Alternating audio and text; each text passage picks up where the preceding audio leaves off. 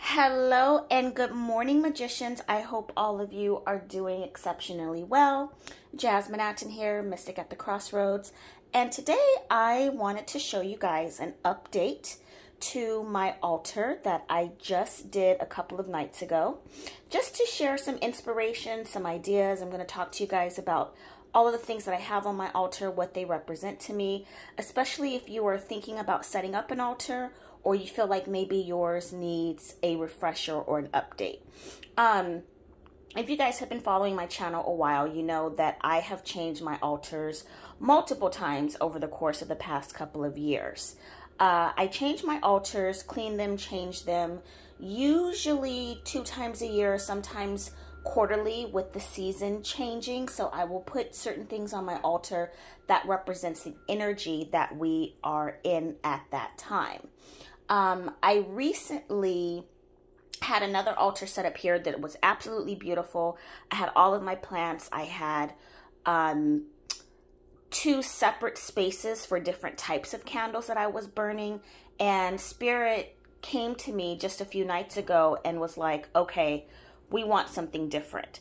The last altar setup was working for me, but I felt that there was a bit of a blockage in the energy flow. For some reason, as soon as I walked in the door, something just felt a little bit off. And that's the #1 telltale sign that your altar either needs to be moved or rearranged or cleaned off or just changed altogether. I went to go visit a girlfriend of mine, and her altar setup was absolutely beautiful. And her altar is facing the front door, her prosperity altar. So the first thing you see when you walk into her house is, boom, the prosperity altar. And mine is also facing my front door. So my front door is right behind me. So the first thing, I feel it's very important when you walk into the home, that flow of prosperity, because money and prosperity for the household expenses, for the bills, flows through the front door, whether it's in your pockets, coming from your job or from work, or if you're like me and you run a home-based business, but the money and the energy of prosperity flows into the house. Also, because of feng shui, it just so happens that the position of my house and my living room setup, that my altar just conveniently sits in the prosperity and feng shui corner, which is the upper left side of the home, and it's sitting in the north. It's facing south, but it's sitting in the north side of my home. It's in the upper left corner, and that was kind of coincidental. I mean, obviously I didn't plan that when I moved in, but as the day I came to see this place, as soon as I looked at it, my mind already told me that's where the prosperity altar is going to be. So the things that I have on my altar, well, first of all, let me go back and tell you the backstory really quickly. So I was looking for a new altar. I wanted something else to put my candles on. I talked to my very good friend, Oyi-san, and we were talking about altars the other day, and he was like, you know, you need to make sure you incorporate all the elements, which is something I tell you guys. Make sure you have something that represents earth, air, water, and fire on your altar. And he says you need to get something made out of solid wood. And I'm like, you know what? He's right. What I had my altar on before was a beautiful glass and metal.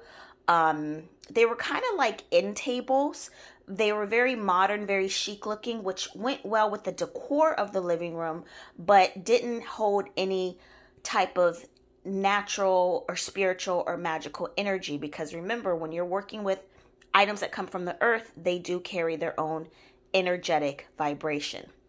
Not to mention, my girlfriend, her altar was on something similar. So, not to drag the story on, but I was searching online, you know, scouring Overstock.com and Wayfair and Target and IKEA, and I was looking for something.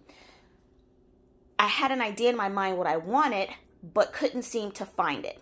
Long story short, plus not only that, I didn't want to pay what these online stores were asking for. Pieces of furniture are just ridiculously priced right now. So I'm like, you know what? Spirit is going to lead me to the right thing. When the right piece of furniture shows up for my altar, I will get it. Now, I was sitting on my sofa, and if you guys watched my video about 3-4 days ago, where I talked about Moldavite and how Moldavite helps create significant changes in your life and it aids in your manifestations. I was sitting on my sofa, 9 o'clock at night, and something said, get up and go to Ross before they close. Now, that's not usually like me.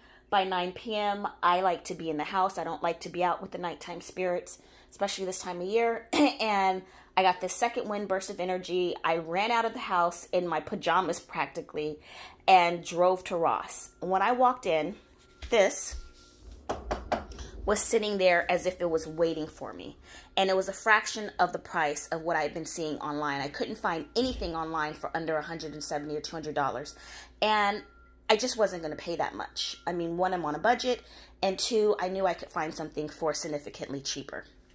So I had my Moldavite on that day, and all day it was weighing on my mind. Like, Spirit was like, go get us a new home, find us a new altar. So I felt very grateful and felt like I was really moving in spirit when I walked into, in fact, I walked into a Ross that genuinely kind of sucks and doesn't always have the best quality. You know, some Rosses are better than others, and this one I don't even like to go to because I never find anything there. It's not stacked, it's not stocked very well. It's just every time I go in there, it's always disappointing. So the fact that I went to the Ross that I would never usually go to and found this, excuse me guys, I just had some coffee, I was very happy. Number two, as I'm bringing it out to my car and I'm thinking to myself, how am I going to mangle this thing into the back of my car? You know, it's not too big and it's not that heavy, but it's a process. So I'm standing outside my car, and this man just, I don't even know where he came from, kind of popped out of nowhere in the parking lot and walks over to me, and he was like, oh, let me help you with that. Are you trying to put that in your back seat? And I'm like, yeah. He's like, you know, kind of like, scoot out the way, I got it. And very nice man. He's like, you know, this is really nice. And he asked me how much I paid for it, and I told him, and he was like, wow, you got a great deal. And he put it in my car, and off to home I went. So I felt very excited. And this is what happens when you listen to your intuition and listen to spirit. Had I not got up at 9 o'clock and drove my little self down to Ross, this definitely for sure would not have been there. Someone else would have ended up getting it. But needless to say, let's get on with what I have on my altar. So over here in the corner, I have my waterfall, and I love having the flow of energy and the flow of water. Water is great for cleansing, for healing, for protecting. It's also an amplifier of energy.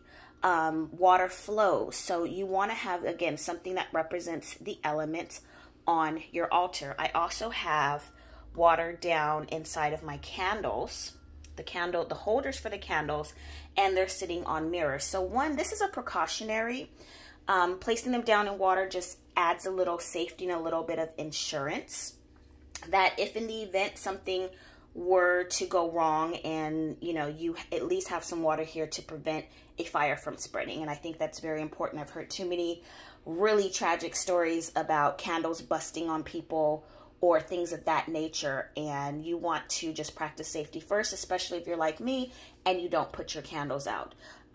This is something I never used to do before in the past, and I did have a candle bust on me one time. Thank goodness I was home, because that could have really turned out not so good. So ever since then, I place them down in water.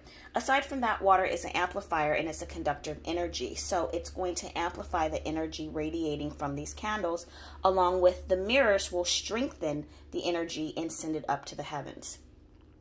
Back here, I have a little adventuring hand. Now, I purchased this in Chinatown, and the man tried to pass it off as jade, but the price he was asking for, and just looking at it, I know my stones pretty well, and I know he meant well. He may not have even known, but I know that it's not jade. However, it is adventuring. It is a hand. I feel like significantly that represents, you know, money and prosperity flowing into your hands.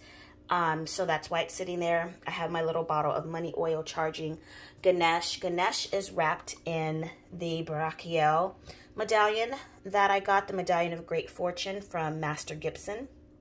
I got this, did I order this? I don't remember if I ordered it or if I bought it at the last seminar that I went to, but either way, it's here, and that is with Ganesh. A glass of water as an offering, my incense holder, my pyramid salt lamp. I like this for two aspects. I like the lighting on here. I like the salt as it will help absorb any type of negative energy. Back here, I have the obsidian wealth bracelets. I'm thinking about doing a video on these. If you have heard of these or if you have some, comment down below. Ever since I received mine, there has been significant changes going on. They are a wonderful piece of good luck that you should be wearing, more so outside of any other crystals in my opinion, but I'll save that for another video.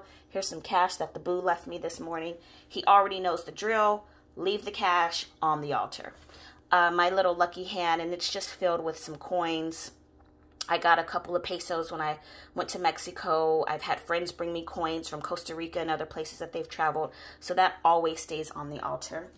I have my organite pyramid down here, my rose of Jericho, my cauldron that I burn my offerings to. I usually do that daily, or at least I try to. For sure, weekly, 2 to 3 times a week, but I really do try to do it daily. I've kind of fallen off recently, but if I can, which I will do when I get off of this video, I do that. Someone asked me last night how often should they be burning money? And it's every day. I mean, how often do you want money to come to you? Basset, and then some plants, my meditation cushion where I can sit quietly in front of the altar. And this is, as you can see, it's very clean.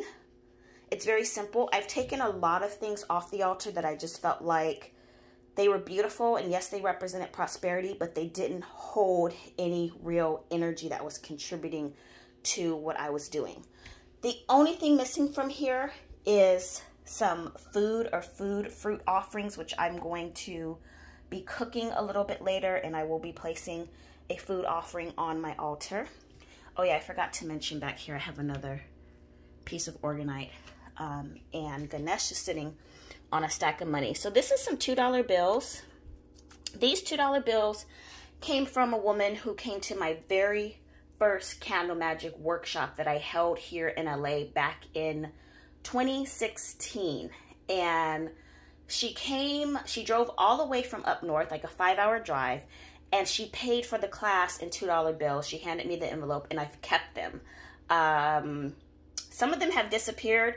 I don't know how. I don't know if I've spent them. I don't see any reason why I would, but I've kept, most of them, and they've been sitting on the altar ever since. And girl, if you know who you are and you're watching this video, those are the same $2 bills you gave me. I still got them. So that is my new altar tour. Tell me what you think. Questions, comments, suggestions. Did I miss anything? Did this give you any inspiration, any ideas? But this is it. So I thought I would share that with you guys. Happy manifesting. There is a blue full moon coming on Halloween, on Samhain.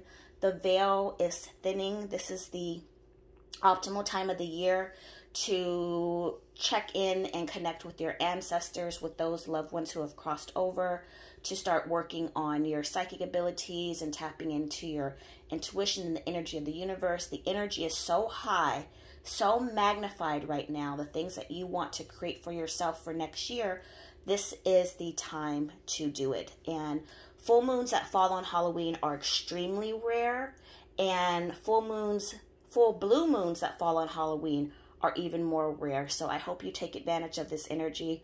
This was very important to me to have my altar set up and redone in time for that. I have my first set of candles going, and by next week, the altar, I may come back and show you guys another photo. It will be blazing with twice as many candles for the particular ritual that I'm doing. But anyway, I love you guys. Enjoy your day. If you'd like to speak to me privately, to book a consultation, a reading, if you want to go over what your spiritual practice is or need help figuring out how to set up your altar or tools or what you should be working with, you can do so by booking an appointment through my website at oneritualaway.com. Feel free to join my Facebook group, Let's Talk Magic, with a CK at the end, and you can find me both on Facebook and Instagram at One Ritual Away. I love you guys. Talk to you soon.